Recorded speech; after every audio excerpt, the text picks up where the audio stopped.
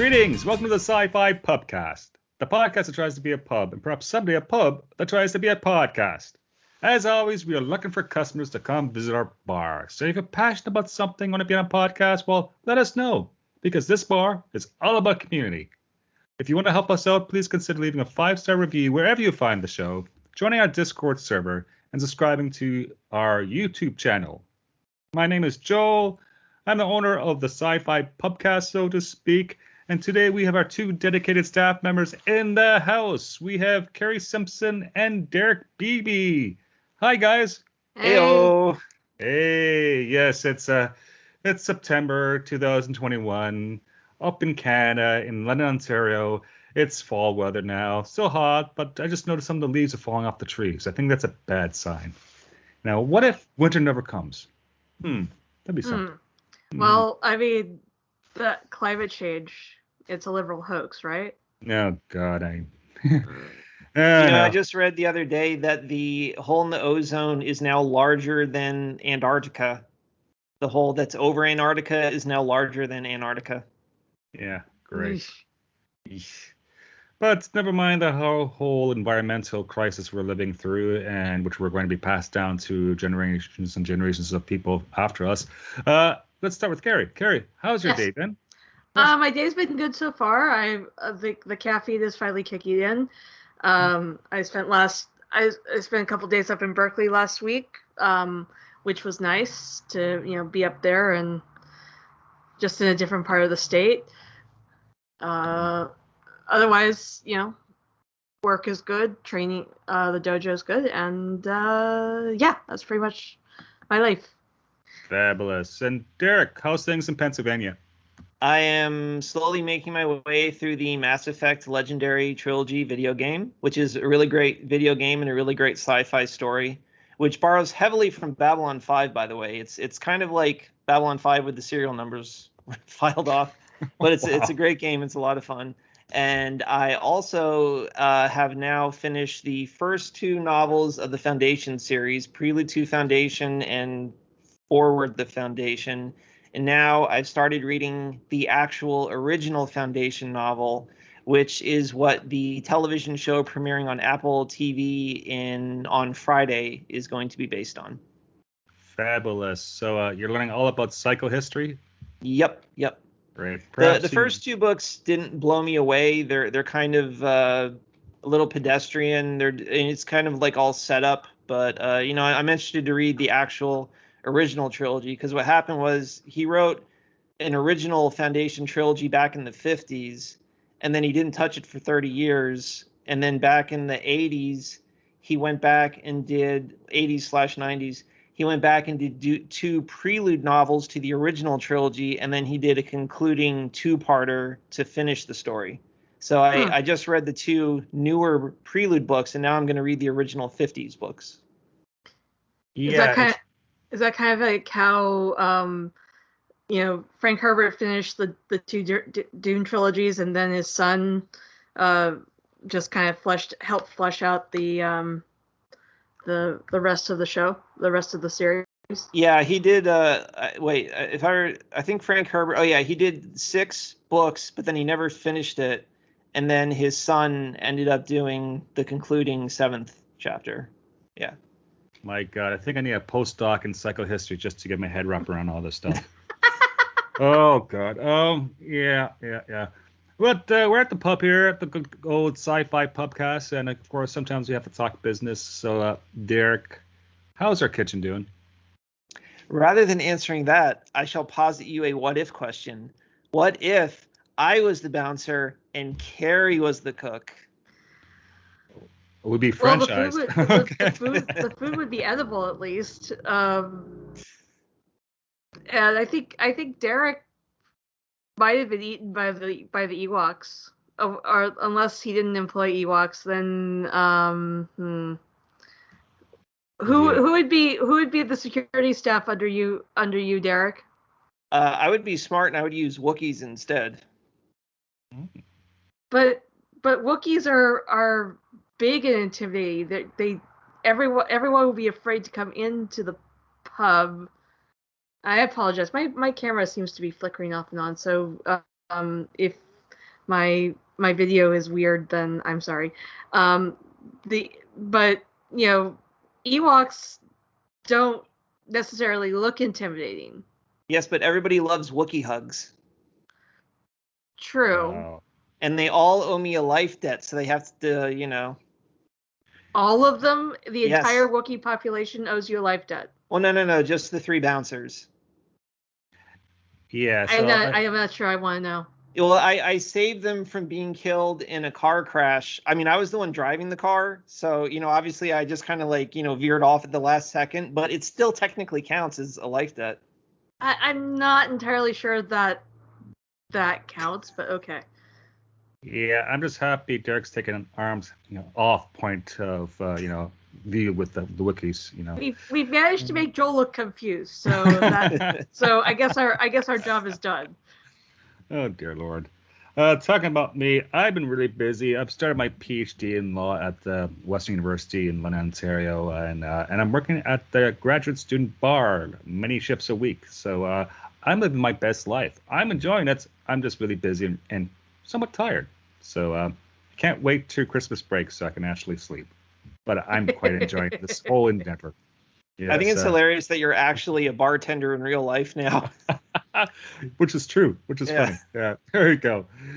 And perhaps someday it works, right? And perhaps someday I can save up tip money and buy my own bar in in Central Florida. That could happen, right? Yeah. Assuming Central Florida is underwater by then. Yeah, exactly. So because I'm so busy, I'll try to get the show out today, the recording date. But if I don't, the blame is on me. So just saying that, I'll take responsibility for it. But today, let's see. So there's this TV show on Disney Plus right now called What If, about the Marvel cinematic universe. And it asks the question, what if some pivotal event did not happen or happened differently? Now, I have to admit, Derek had a good idea. Yes, you, Derek. He suggested we do a show on the what ifs of science fiction. So here we are. Personally, a question I want to ask is, what if I do a podcast without having coffee? Because I need my coffee. That would be a completely different part of the multiverse, I think. What do you guys think? I thought you were drinking booze all this time. Well, that was last year and the year before when I was going through some stuff in my life. Okay. No, I'm back to being healthy, Joel. Okay. Uh-huh. Uh-huh. Oh, you know what? That reminds me. I actually had 2 glasses of wine last night. This was my first taste of alcohol in 2 years. And you're awake now? Seriously? I had that much wine in a cup. And I was immediately laid out. I had to sit on the couch and I couldn't even keep my head up. Yeah, what if Derek does podcasting while having 2 glasses of wine? What could possibly go wrong? I would just be over here All right. We wouldn't have to worry about the kitchen then, Joel, because I think I would probably be back there while the Ewoks ran security. Yes, I think so. Yeah. But I actually do like this question of what if, because it never stops. What if I decided to sleep an extra hour today, and what if I decided to go out drinking last night, and what if? And in terms of writing and storytelling, that's probably the most important question a writer can ask him or herself, I think. And there's tons of examples, and this is going to be a survey show where we're just going to talk a bit about some of the more interesting what ifs, and if we really are into it, if we're grooving to it, we might do a deep dive into our best what if we can come up with, maybe next show. We'll see. It's all a mystery. What if? And Derek, since you're the lovely fellow who brought this idea to our attention, why don't you start? What's your favorite what if in science fiction? All right. Well, I mean, obviously Star Wars is our biggest topic, so I guess I'll start there. Let's see. I was kind of just trying to start with episode 1 and then go forward. So my first thought is, and some of this stuff is maybe it's something that was planned at one point in real life but ended up being changed, or something I thought of my own. But what if Darth Maul was the villain in all 3 prequels? He doesn't die in Phantom Menace. He is the role of Dooku and Grievous in the later movies. So it's always Darth Maul as the main bad guy in the prequel trilogy. I would think we would have better lightsaber duels, but I don't know. There was a criticism of the first one, right? Because they just hyped up Darth Maul so much in the promotions for the movie, and then he dies towards the end of. Oh, sorry, spoiler! We're talking loose spoilers. The movie's been out for 20 years. Well, he doesn't. He doesn't actually die. Oh yeah, well he was temporarily on hiatus. Let's just say that. He was going through some things. Okay. He didn't have a leg to stand on, but yeah. What if he's a big baddie? Maybe what if he went and he's not just rival, maybe he managed to defeat Darth Sidious, right? The apprentice kills his master. That's cool. Yeah, probably would have made the sequels a lot better. Knock on wood. Maybe. Well, I mean, the original trilogy probably wouldn't have happened the same way. Yeah. I mean, they over the course of the Clone Wars series, they kind of managed to make Maul come off as a bit smarter than the mindless or mostly mindless brute that he was in Phantom Menace. So yeah, I think to use him as all three movies, he would definitely have to be that version. He wouldn't just be a brute. He would have to be smart and intelligent because he would have to fulfill the role of Dooku as well. Well, okay. Let's change the question though. What if Maul had survived, but he wasn't the only Sith Lord out there? So what if we still had Maul and Dooku and Sidious? But always two there are. No. Yeah, and how many times did they break that rule? Come on. What happened if Jar Jar Binks became a Sith Lord? Add him to the mix. Yeah, what if Darth Jar Jar really was a thing? Yeah, I mean, that was the theory at one point. He was the one who voted to give Palpatine the emergency powers.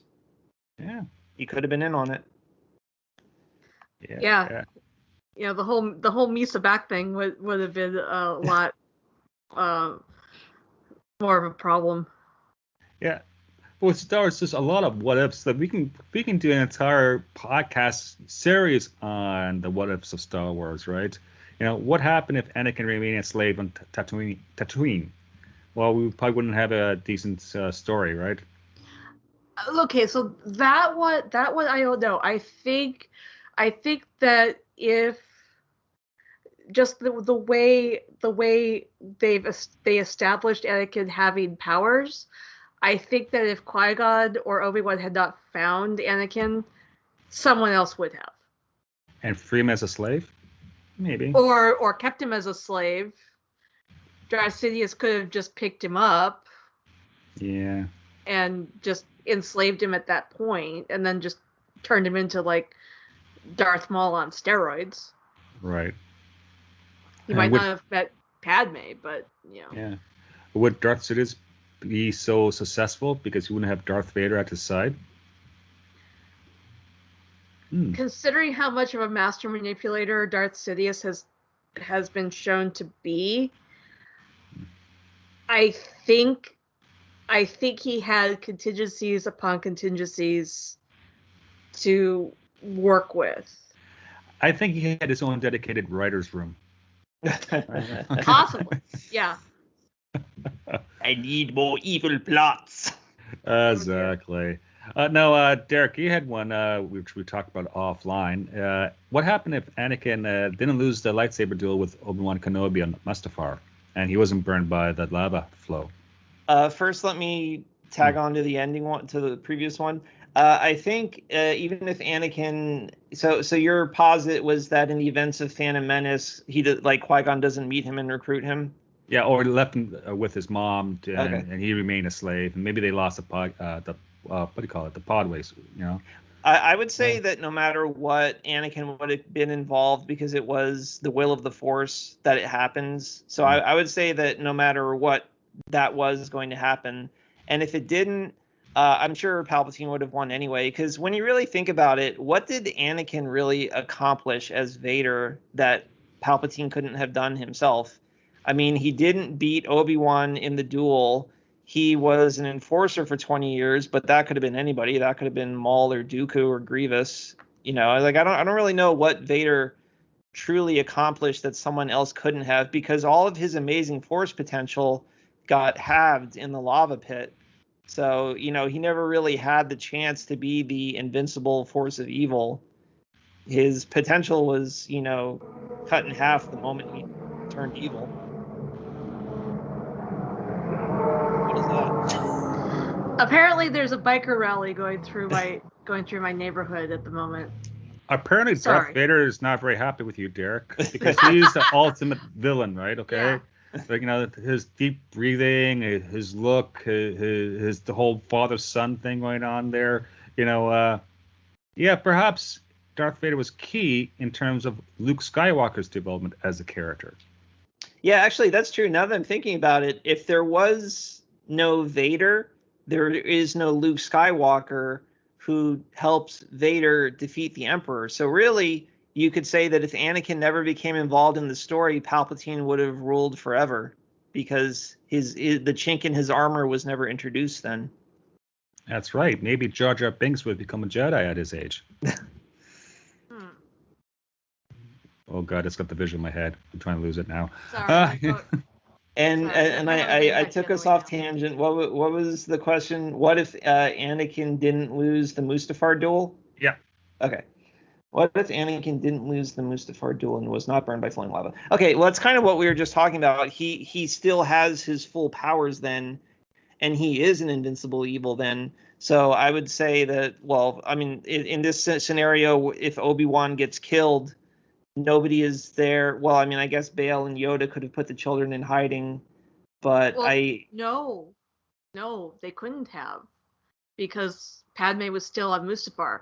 Ah, yes, that's true. My guess is that, and this is just me thinking aloud, obviously, but if Anakin had killed Obi-Wan on Mustafar, I have a feeling Padme might have still died.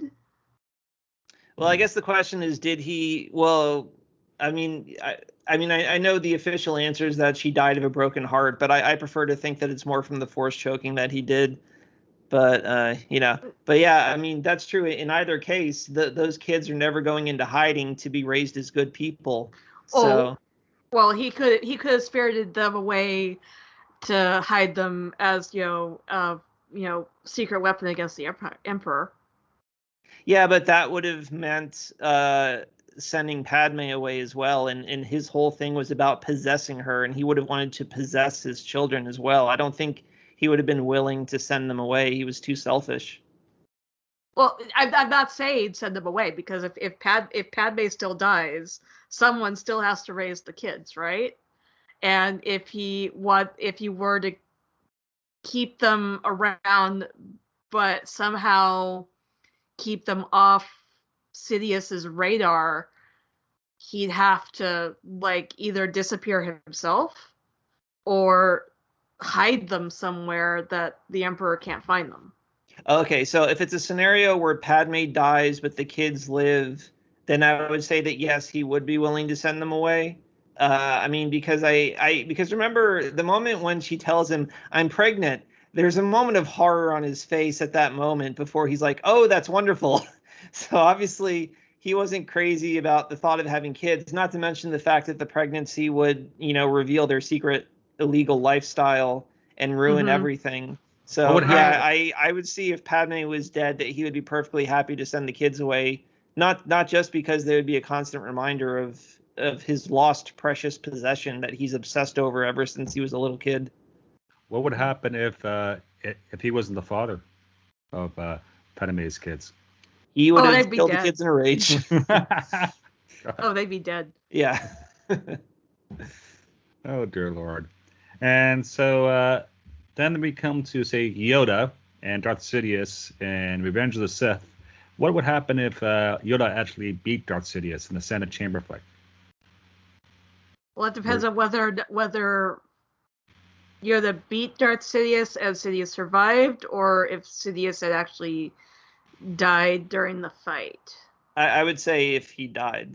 Yeah. Well, if he died, then I think they could have.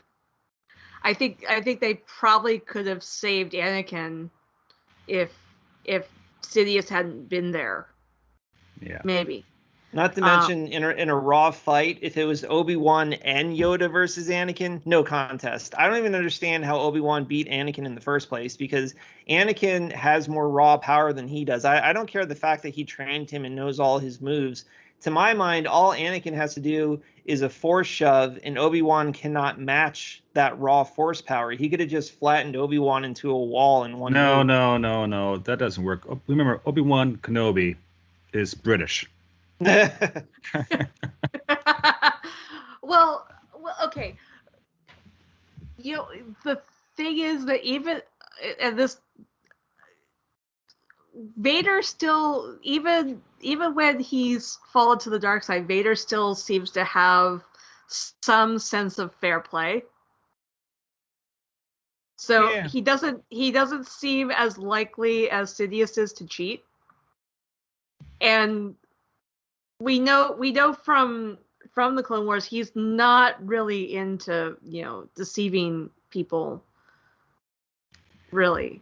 Yeah, he has more of a direct personality type. Yes. Right? I don't want to say less sophisticated, but he deals with problems by, running into them head on. Yeah. Yeah, I would say because there is that one moment in Revenge of the Sith when Yoda and Palpatine are up on like the pod and they both get knocked out and they're both hanging, by their fingertips, and Palpatine manages to climb back up onto the pod, but Yoda falls. If it had been the inverse and Palpatine had fallen to his death there and Yoda survived, I mean, first of all, the Empire would not be a thing because everything revolved around Sidious. If you take him out, I would think that the good people in the Republic could have rallied and taken it back, like Bail and Padme had she survived, and Mon Mothma and Bel Ibis and all them. And even with Anakin, Anakin, he doesn't have any kind of political power. He's a popular Jedi, but a single evil Anakin would not have been able to say, okay, I'm the Emperor now, I'm in charge. But not only that, we would not have the First Order, right, in the sequels. So yeah. So depending on the scope of time we look at it, right, how it affects the timeline further down the timeline. But go ahead. Karen. Well, I was gonna say, that depends on when Palpatine started putting together contingencies on Exegol. Yes. So who's to say he wasn't already working on Exegol before he became Emperor? Yeah, and he may have had a clone body on the go or some sort of. Oh, he probably did. I am, like I said, this is a guy who plans for all the contingencies.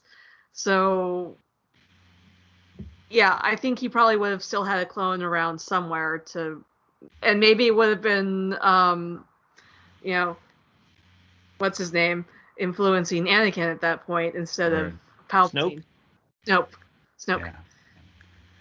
Now, Derek, you had another suggestion about the original series. What would happen if Ben Kenobi, played by Alex Guinness, came back for the Return of the Jedi, but in a physical form as opposed to being just a Force ghost? Yes, this was actually something that was in the original draft of Return of the Jedi. In the original version of it, the final battle took place on Coruscant, and the whole shield generator, Death Star 2 Ewok stuff took place on a moon of Coruscant. And in this version, the Emperor's throne room is in this hellish lava basement at the base of Coruscant. And Luke gets captured by Vader and taken there to meet the Emperor. And in their confrontation, Obi-Wan Kenobi and Yoda both physically come back to life to help in the fight. I think in one version it was just Obi-Wan, and in another version it was Obi-Wan and Yoda. But basically, Obi-Wan and Yoda physically resurrect themselves briefly to help fight the Emperor, so that when the Emperor uses his Force lightning on Luke, they block it for him. And I'm pretty sure in all the versions they don't get to remain living forever. They just manage to briefly remanifest themselves for that one battle. Are they in perfect physical shape, or are they like zombies? Are they, the their flesh falling apart off the bones? Like, well, he's in Alec Guinness shape, not Ewan McGregor shape. So. Right. There you go. Ouch. And then, of course, we have other things in the sequels, right? What if Han Solo survived The Force Awakens and wasn't killed by his son Ben? Well, I think possibly he could have survived if there wasn't the fall. Mm-hmm. I mean, if Chewie had been like below that, if that catwalk had been above a shorter distance, maybe he might have survived. I mean, he wasn't actually. I mean, they do a lot of stuff with robotics and cybernetics in Star Wars. They could have found a way for him to survive that fall, if not for the plummet down the and bottomless pit. You're assuming that Boba Fett wasn't waiting down there with his jetpack to catch him and spirit him to safety. We don't know if Boba Fett's still around for the sequel trilogy. We haven't really. Yeah. They haven't really talked about that yet. We know he's alive 5 years after Jedi, so. Yeah, but that's 5 years, not 30 years. Yeah. Well. Yeah. Then of course, would the redemption arc on Kylo Ren works as what, or didn't work as well as it's supposed to have worked, by him not killing his father? Or can he do other evil things just to make up for it? Well, that would assume he didn't know that Han survived the fall. Yeah. Which he probably could have, but I would have certainly loved to have more scenes with Harrison and Carrie in Last Jedi. Or Harrison and Mark. Yeah. Because that's one thing we never got. Yeah. Yeah. Yeah. Hey, that also raises the question. During the Last Jedi storyline, Han would have been on the Resistance cruiser. So how would that whole Poe Dameron coup storyline have gone along if Han Solo was there? Because even if Leia got knocked out, I think Han would have been her proxy there. That assumes Han wasn't on the bridge when Kylo Ren's wingman took the shot and killed everyone on the bridge except for Leia, obviously. Well, I'm sure Leia would have pulled him in too, or even sacrificed her own life to save him. True. That could have been like a tragic ending there. Mm-hmm. Or Han could have been drunk and was sleeping off a hangover. Yeah. Could happen. And, that would have made the events of Episode 9 a lot better if the Harrison Ford that forgives Ben in that movie was the actual Han Solo and not just like a dream sequence. That would have made that a lot better. Maybe. What do you think, guys, would happen if Carrie Fisher survived in order to film The Rise of Skywalker? And how would they change the character of Leia in that movie? I don't know. If the intention was to kill off the original big three, they probably could have done more with her character in Rise of Skywalker, but I don't know. I kind of go back to this idea of the sequel trilogy being like the sci-fi version of the Dragonlance War of the Souls trilogy, where they kind of used that trilogy as a way of killing off most of the original characters. Spoiler alert, sorry. Yeah. I don't even know what Dragonlance is. Oh, it's been out for decades, man. I read them as a teenager. Yeah. Oh, well, yeah. The other thing is that just let's get out of the fictional world. Let's talk about the real world. 1977, Star Wars came out, right? Which we now know is called A New Hope. And it was one of the very first blockbuster Hollywood movies. And yeah, with Jaws, of course, by Steven Spielberg. What would happen if George Lucas never got into doing science fiction or space opera? What would happen if we never had a Star Wars to begin with? How would it affect the film industry? Would we all be watching musicals right now or westerns? Well, No there would have been idea. 9 American Graffiti movies. Yeah, maybe. Yeah. Star Trek might not have had the comeback it got because the they kind of, because when Star Wars came out, Paramount was kind of did this, oh shit, we have a sci-fi series too, we should revive that. Yeah, that's true. No, Star Trek might have been dead forever. and no Battlestar Galactica, which meant no Babylon 5. Oh, that would have been terrible. Um, Now let's turn our attention to Star Trek, because Star Trek has played with the different timelines, right? With, say, J.J. Abrams' Kelvin timeline. Kelvin. Yep. There we go. Misprinting my notes. There you go. Yeah, and I think Star Trek does play with time a lot more than other different franchises. Time and alternate universes, yeah. Yeah. So, like, my big thing is, like, what would happen in the original series if, say, the Troubles actually took over the USS Enterprise and caused the crew to flee and bad things would happen? Like, would Kirk keep his command? Would Kirk get posted to another ship as their captain? Or would they send Kirk back to the academy to teach? Or to put him in another posting that is not very adventurous? I think Kirk might have been able to talk his way out of not getting reassigned or not losing his command, mostly because he was a competent person, unlike we did kind of see the what if of this on with the short tracks. Yes, right? yes, With that's right. the Trouble with Edward episode. And well, I mean, he really was an idiot. So, but and yeah, I mean that was the captain's defense. Like, seriously, he was an idiot, and he did these things when I told him multiple times not to, and to stop. So I think Kirk would have. I mean, we've seen him outthink a computer or outdebate a computer a couple times at least. So right. I think he probably could have talked his way back into another command. Right. What do you think, Derek? Now, dumb question. Tribbles, was that a season 3 episode?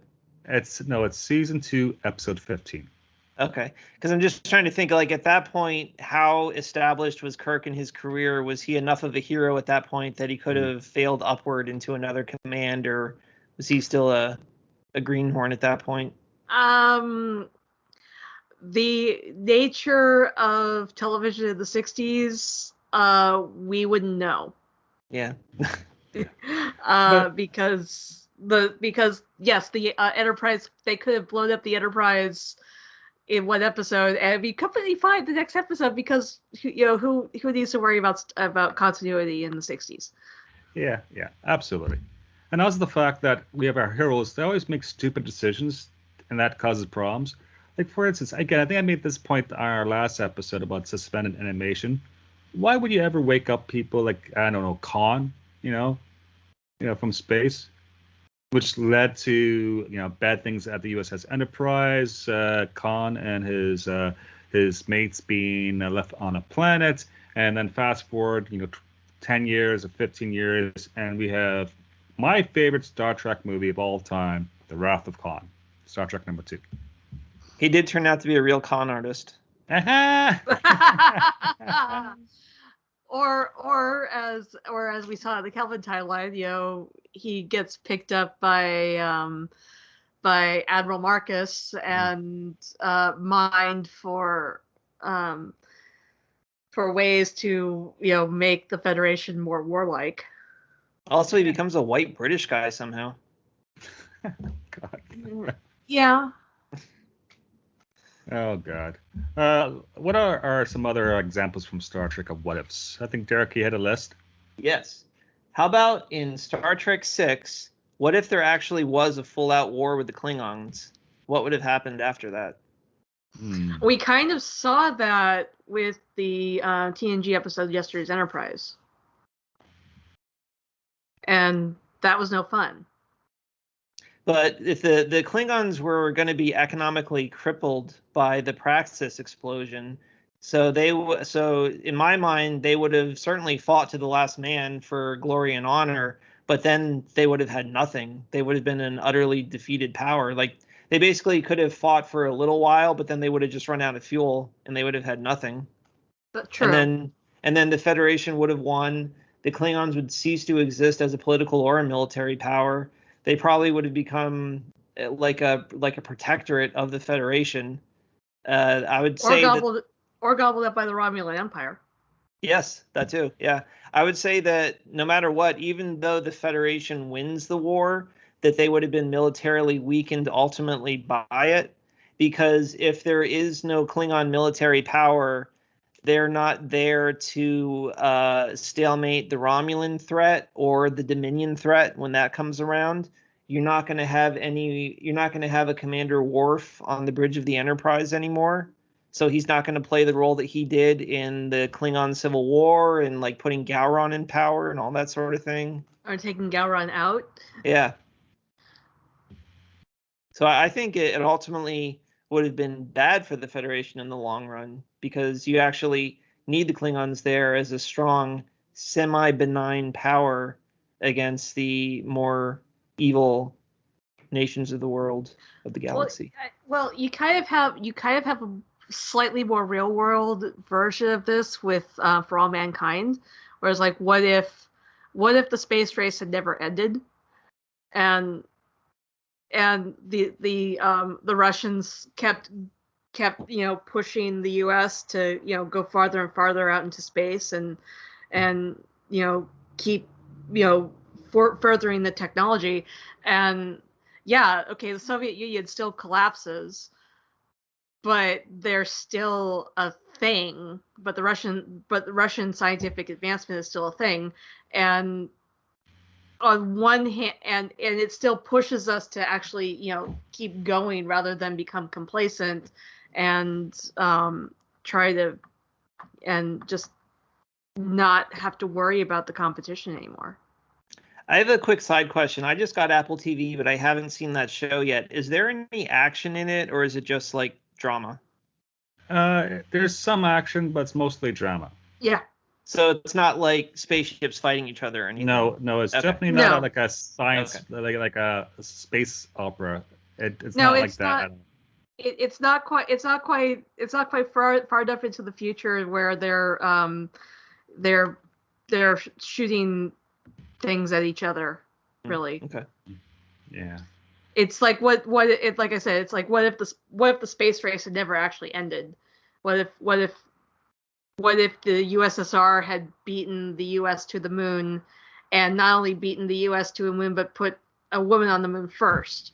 And how would that have changed our mentality about, whether or not we should keep, furthering our, push into space and stuff like that? Would we be on Mars right now if we had been pushed to, if we had been pushed into it? Would it be cheaper for me to get to purchase a ticket to go to outer space through some sort of commercial enterprise as a space tourist? Maybe SpaceX would have started earlier. Yeah, probably not, but it probably wouldn't have been SpaceX. It would have been someone else. But Yeah. What would happen if Elon Musk was born in Russia as opposed to, say, South Africa? Ooh. Oh. Yeah. And it goes down to forces of history, right? Is it based on an individual, or is it more cosmic themes and forces at play, so the individual matters less in that sense? Well, psychohistory would tell us that it's the forces of society that act and not the individual. We need a foundation to build upon, right? Yeah. What Yeah, else? how many of these scenarios boil down to, well, how shitty the human race is to each other without, having some kind of outside force to act upon it. Yeah, like I have the Expanse down, and I had like what would happen if the inners were more nice to the bolters, you know? What would that happen? You Well, I know? mean, you could basically, turn that around and say, what if the U.S. had never tried to exterminate the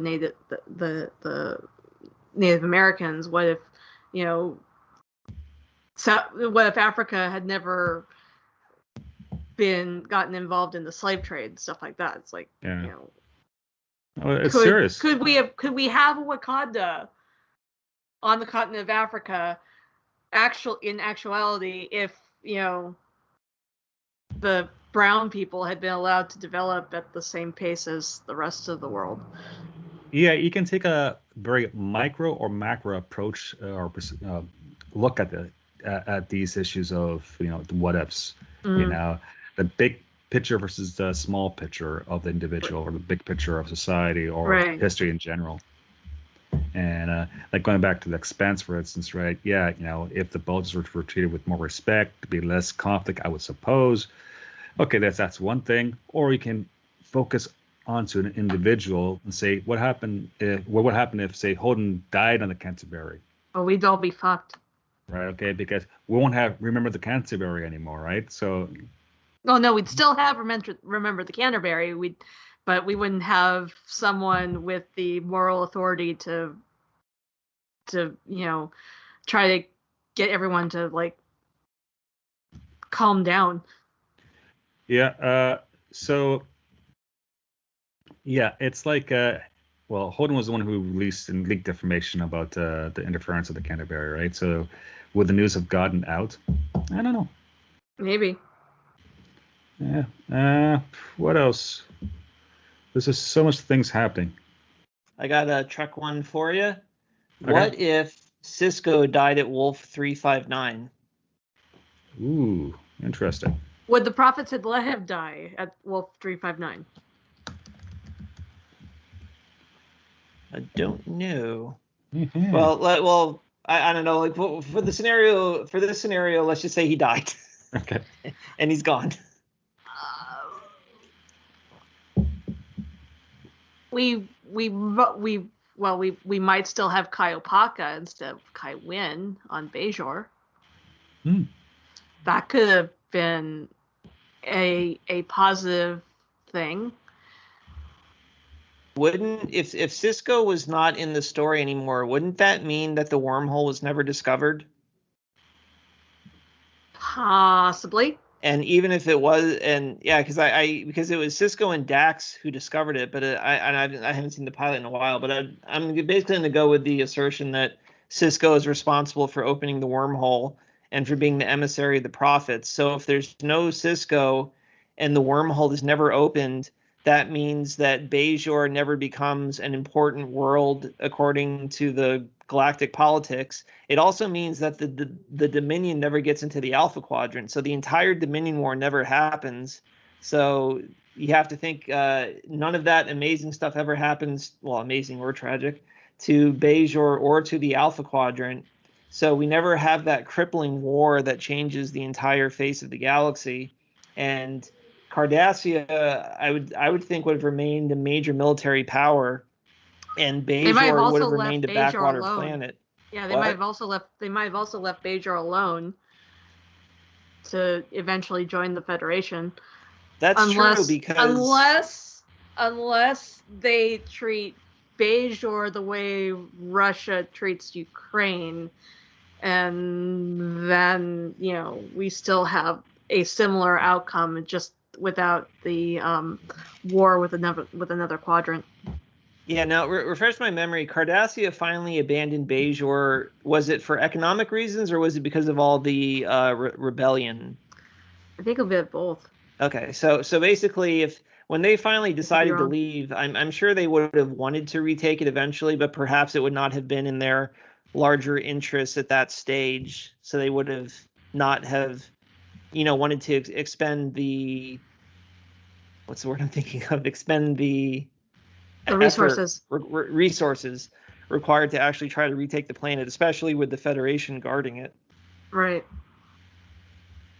So Bajor might have just, had a boring future as a backwater third world colony of the Federation. And would the demilitarized zone have still happened in the Maquis? Yes, because they, I think they were still divvying up borders at that point. Yeah. God, this is making my head spin. I think I need Sorry, like Joel. I think Have I another need drink. Romulan ale if that still exists in this timeline. And Yeah. how did the Pa race get awakened? If there was no Cisco and no wormhole and no prophets, would that have ever happened? Maybe because it was an archaeological find. Was it an archaeological find at Bahala which Cisco discovered? Wait, didn't he discover Bahala? Yeah, he found the tablet and he started getting visions. So if Cisco never discovers Bahala, does that mean that the Pa race never get unleashed? Maybe. I don't know. So basically, all the horrible things that happened to Bajor and the Alpha Quadrant are all Cisco's fault, because if he had just died at Wolf 359, and none of it would have happened. No. All the things that happened are actually the wormhole aliens' fault, because they're the ones who kept Cisco alive. Oh man. I think we've talked about Star Wars, and we've talked about Star Trek, and there's so many what-ups in different franchises. I think we have to do a second episode on this. Yeah, definitely. Because I want to know what would happen in Bill and Ted's world if people weren't excellent to each other. See my previous response about us all being fucked. Yeah, basically. And I want to know what would happen if Randall's books got made into major movies. Yeah. Would he ever talk to us again? Like, is he going to move to Hollywood and Beverly Hills? Yeah. Who knows? Would I have to put him up in my spare room for a while? That'd be good. And can we watch his movies on a streaming service? Or do we have to go to the cinema to watch it? So many unknowns. I would say that his books would be better as streaming movies, because they don't really have any kind of like big budget action sequences in them. So you could probably do it on a decent budget of a streaming service. Or better yet, they should be turned into radio plays. Yes. Yeah. And if you're confused right now listening to this, we sometimes have a very good friend of mine, Dr. Renner Graham, who's the author of Before Life and Afterlife Crisis, and his third book's on its way. He comes on the show to talk about sci-fi geek stuff. So I just mentioned his books, so we have to drink. That's the rule here of the SciFi Pubcast. So drink. And we miss Randall, but he's a very busy man, and yeah, he's my new boss in real life, so there's that. All right. Well, in that case, let's shut our doors for now and come back in some time in the future and talk about the other franchises and what-ifs, because there's a ton of them out there, and this is fun. I like that. What do you guys think? Yeah, sounds like a lot of fun. Yeah, cool. Any last thoughts before we close our doors? What if my books got made into movies? Oh. Now those will need a big budget, because they're like big action scenes. So those got to be theatrical. Well, it actually depends if your books are good enough. Well, so far apparently not. According to all the agents I'm querying, not so much. Sorry, man. I'm just teasing, man. We encourage creative writing here, of course. And I can't wait to read your stuff, even if it's self-published or you send me the draft. Okay. All right. Let's close this show. The doors of the SciFi Pubcast. This show is released as a podcast and on YouTube. Subscribe today and check out our Discord. It's a great way to keep up to date with all the science fiction and geek culture news you need in your life. You can find our Discord invites on our social media, which are, of course, Twitter, Instagram, and Facebook. I do the Twitter and Instagram accounts, and Derek does the Facebook. Hey, Derek, you're doing a great job on the Facebook page. Keep it up. Yep. You can also email us at management@scifipubcast.space. Our personal Twitter handles are, let's see, Carrie, what's your Twitter handle? My Twitter handle is Carrie Blackfire42. That's Keri Blackfire42. And what other podcasts are you on? I am on DC Talk, Cape Chronicles, and Enter the Dojo over on the Random Chatter Network. Oh, I'll go check them out. Yep. Yeah, Carrie, keep that up the good work. You do more podcasting than me right now, which is great. You know, Which is weird, but okay. yeah, no, it's good stuff. Derek, what's your Twitter address? I'm at Derek J. Beebe. And can be found at Joel_Welch, WELCH. It's closing time. Please take care and make it home safely. We'll see you next time. Bye now. Bye-bye. Bye. Music provided courtesy of Logan Rathbone. Podcast logo by Duran. Copyrighted Joe Welch. Listen responsibly, and we can't wait for your next visit to our fine establishment. Cheers.